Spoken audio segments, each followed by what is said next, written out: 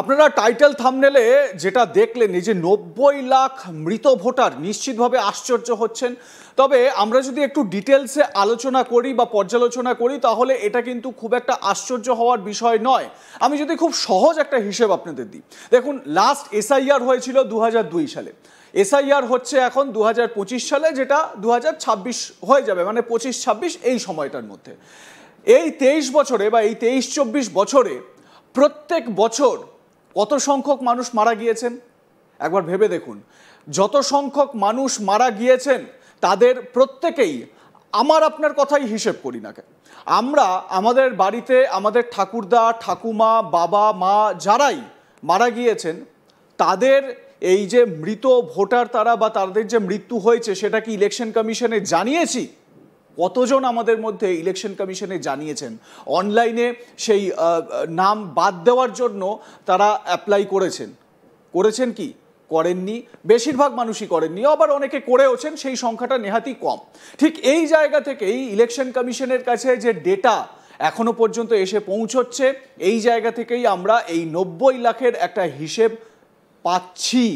এবারে এই আলোচনাটা আমরা বিস্তারিত এগিয়ে নিয়ে যাব। আমার সঙ্গে স্টুডিওয়ে রয়েছেন আমার সহকর্মী সুজয় ঘোষ। সুজয়, স্বাগত তোমাকে আজ তাক বাংলার এই ডিসকাশনে। যেরকম আমি শুরুতেই বললাম, মানুষের মনে একটা প্রশ্ন উঠে যাচ্ছে যে ৯০ লাখ মৃত ভোটার। এবারে দেখো, যদি শুধু ৯০ লাখই মৃত ভোটার হয়, প্রথম প্রশ্ন তোমার কাছে এটা, এই হিসেবটা কিভাবে আসছে আমাদের দর্শকদের একটু বিশ্লেষণ করো। দ্বিতীয় প্রশ্ন যেটা আমি তোমার কাছে রাখবো সেটা হচ্ছে গিয়ে যে শুধু যদি ৯০ লাখই মৃত ভোটার হয়, তাহলে এরপর ভুয়ো, Bangladeshi, double entry, triple entry যে ভোটার যেগুলো রয়েছে, সেই হিসাবটা দেখলে সেটা তো মানে ১ কোটি ছাড়িয়ে আরো বেশি হয়ে যাচ্ছে। একেবারে আমি পুরো আস্তে আস্তে ব্যাখ্যাটা দিচ্ছি। সেটা হচ্ছে কমিশনের যেটা বক্তব্য, ২০০২ থেকে ২০২৫, এইটা প্রায় ২৩ বছর। আমরা যদি মানে লাস্ট এসআইআর হয়েছিল ২০০২-এর, মানে সেইটা যদি আমরা দেখি, তাহলে ২৩ বছর, মানে প্রত্যেক বছর যদি একটা ক্যালকুলেশন করা হয়, এখন ৭.৫ কোটি ভোটার, এবং এটা কমিশনের তরফ থেকে বলা হচ্ছে, এটা মানে এই ডকুমেন্টটা এরকম নয় যে এই ডকুমেন্টটা একদম প্রকাশ্যেই আছে। তারা যদি কমিশনের যে ওয়েবসাইট আছে, সেই কমিশনের ওয়েবসাইটে যদি কেউ দেখে, তাহলে বলছে এই ডেটাটা খুব সহজেই দেখতে পাবে। মানে সংখ্যাটা প্রথমে একটু দেখলে একটা আটকে ওঠার মতো হলেও বলছে এটা একেবারে স্বাভাবিক হিসেব, এবং কমিশনের এটা ধারণা। এবং ইতিমধ্যেই যেটা জানা যাচ্ছে, আধার কর্তৃপক্ষ তারা একটা কিন্তু সিও মনোজ আগরওয়ালকে যে রিপোর্টটা দিয়েছে, সেখানেই সেই সংখ্যাটা ৪৬ লাখ, প্রথম পার্টে ৩৪ লাখ তারা রিপোর্ট দিয়েছিল, পরে সেই সংখ্যাটা বেড়ে দাঁড়িয়েছে ৪৬ লাখ। হয়তো প্রথমে সংখ্যাটা দেখলে সবাই প্রথমে একটা চমকে ওঠার মতো, কিন্তু বাস্তবের সঙ্গে মেলালে যেটা দেখা যাবে যে এই ২৩ বছর, মানে প্রত্যেক বছর যদি আমরা মৃত ভোটারটাকে যদি ক্যালকুলেশন করি, সেটা কিন্তু প্রায় ৯০ লাখ মানে হয়ে যাবে সেটা। এবং কমিশনের তরফ থেকে এটা বলে দেওয়া হচ্ছে যে এটা যারা কমিশনের ডেটা দেখবে, এটা প্রকাশ্যে, তারা যদি এখনই এইটা ক্যালকুলেশন করে, এই সংখ্যাটা কিন্তু ৯০ লাখ দাঁড়িয়ে যাবে। বেশ, এবার আমার দ্বিতীয় প্রশ্ন তোমার কাছে সুজয়, সেটা হচ্ছে যে যদি ধরে নিই, মানে আমি বেশি কম এসবের মধ্যে যাচ্ছি না, একটা মোটামুটি আইডিয়া করে যদি ধরে নিই ৯০ লাখ মৃত ভোটার, কত বাড়লো কত কমলো সেটা পরে দেখা যাবে ফাইনাল লিস্টের পরে। এবারে এই যে বাংলাদেশি ভুয়ো ভোটার, অনুপ্রবেশকারী ভোটার, তারা তো এখানে ভোটাধিকার পেয়ে গিয়েছেন, ভোট প্রয়োগ করেছেন, এই রকম ছবিও আমরা দেখিয়েছি, তারা নিজে মুখেই বলছেন, হাকিমপুর চেকপোস্ট থেকে তারা সেসব বলেছেন। এবারে প্রশ্ন হচ্ছে যে এই ভোটার, ভুয়ো ভোটার, বাংলাদেশি ভোটারটাও যদি আমরা হিসেব করি, তাহলে সেই সংখ্যা, এটা তো এই ৯০ লাখ থেকে বেড়ে আমার মনে হয় ১ কোটি ১.৫ কোটিও পৌঁছে যেতে পারে। মানে বিরোধী দলনেতা বা বিজেপির নেতারা যে দাবিগুলো করছেন, সেটা তো আমরা দেখছি সেই দিকেই ইঙ্গিত করছে একেবারেই, এবং এখনো পর্যন্ত সেই দিকেই যাচ্ছে। কিন্তু এটা অনেকেই এই ক্যালকুলেশনটার ক্ষেত্রে যেটা দেখা যাচ্ছে, ২০২৫ পর্যন্ত যে নাম তোলা হয়েছিল, যে বর্তমান ভোটার লিস্ট, সেখানেই ম্যাপিংয়ের কাজে, মানে প্রথম যে ম্যাপিং হয়েছিল এবং এখন যে ডিজিটাইজেশন যেটা হয়েছে, সেখান থেকে 78% যে ডিজিটাইজেশন যেটা হয়েছে, সেখান থেকেই প্রায় 20 লাখ ফর্ম, সেই ফর্ম কিন্তু জমা পড়েনি।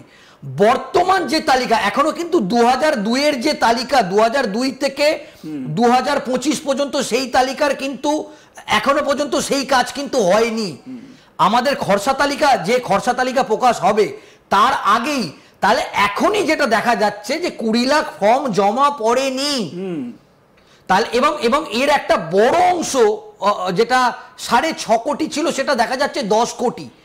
মানে 2025-এর যে তালিকা, বর্তমান তালিকা, সেই তালিকাতেই যেটা দেখা যাচ্ছে যে 6.5 লক্ষ মতো ছিল, ওটা বেড়ে দাঁড়িয়েছে 10 লক্ষ মতো মৃত ভোটার।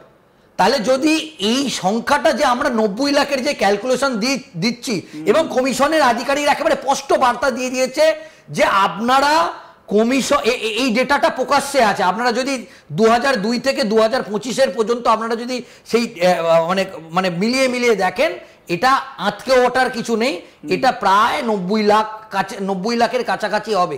এবং এটা কিন্তু বিভিন্ন জাতীয় সংবাদ মাধ্যম এবং আমাদের এখানে বেশ কিছু সংবাদ মাধ্যমেও এটা প্রকাশিত হয়েছে যে এটা আটকে ওঠার কিছু নেই, এই সংখ্যাটা 90 লক্ষ। এবং তুমি যেটা বললে, তাহলে এই বাংলাদেশি ভোটার এবং এই বা অন্যান্য যে ভোটার যেগুলো যে সমস্যাটা দেখা যাচ্ছে, সেক্ষেত্রে কিন্তু সংখ্যাটা একটা বড় অংশ। এবং এই জায়গা থেকেই আমরা আমাদের এই আলোচনার মধ্যে যখন আছি, নিশ্চিতভাবে আপনারা মমতা বন্দ্যোপাধ্যায়ের বক্তব্য আপনাদেরকে শুনিয়েছি। আজ তাক বাংলায় আপনারা দেখেছেন রাজ্যের প্রশাসনিক প্রধান তিনি বনগাঁয় গিয়ে সেখানে কিন্তু ভোটারদের উদ্দেশ্যে একটা বার্তা দিয়েছেন যে কারোর নাম, মানে বৈধ ভোটারের নাম তিনি বাদ দিতে দেবেন না। একই সঙ্গে তিনি মতুয়া প্রসঙ্গেও বলেছেন যে মতুয়াদেরকেও নাকি বিজেপি এই সিএ এর মাধ্যমে বাংলাদেশি প্রমাণিত করে দিচ্ছে বা বাংলাদেশি দাগিয়ে দিচ্ছে। তো মতুয়া ভোট ব্যাংকেও একটা প্রভাব ফেলার চেষ্টা মমতা বন্দ্যোপাধ্যায় এই বক্তব্যের মাধ্যমে করেছেন, এটা স্পষ্ট। রাজনৈতিক বিশ্লেষকরা তেমনটাই কিন্তু আলোচনা করছেন। এবারে আপনাদের শোনাবো মমতা বন্দ্যোপাধ্যায় সেই বক্তব্য, যখন মমতা বন্দ্যোপাধ্যায় স্টেজ থেকে দাঁড়িয়ে বলছেন যে আমার গায়ে একটা হাত দিলে, আঁচড় দিলে আমি পুরো ভারতবর্ষকে হিলিয়ে দেব। কি বলেছেন তিনি একবার শোনাই আপনাদের, তারপর আসবো এই আলোচনার বিস্তারিত ব্যাখ্যায়। আমায় বাংলায় আঘাত করলে, কারণ মানুষকে আঘাত করলে আমি মনে করি আমাকে আঘাত করছে, আমাকে আঘাত করলে আমি সারা ভারতবর্ষ হিলিয়ে দেবো। এটা মাথায় রেখো। ইলেকশন আসলে তখন মনে হয় মহিলাদের অ্যাকাউন্টে 10,000 টাকা করে ঢুকিয়ে দিই, তাও সবার নয়, যার বাড়িতে স্কুটার আছে সে পাবে না, যার বাড়িতে টিভি আছে সে পাবে না। আর আমার ঘরের লক্ষ্মীরা প্রত্যেকে পায়, তার কারণ তাদের কিন্তু আমরা দেখি না কার বাড়িতে স্কুটার আছে না কার বাড়িতে টিভি আছে। এটা মানুষের মিনিমাম চাহিদা। তুমি একা টিভি দেখবে, তুমি একা মোটর গাড়ি চড়বে, আর গরিব লোকগুলো ভিক্ষে করে বেড়াবে। কি ভাবছো নিজেদের?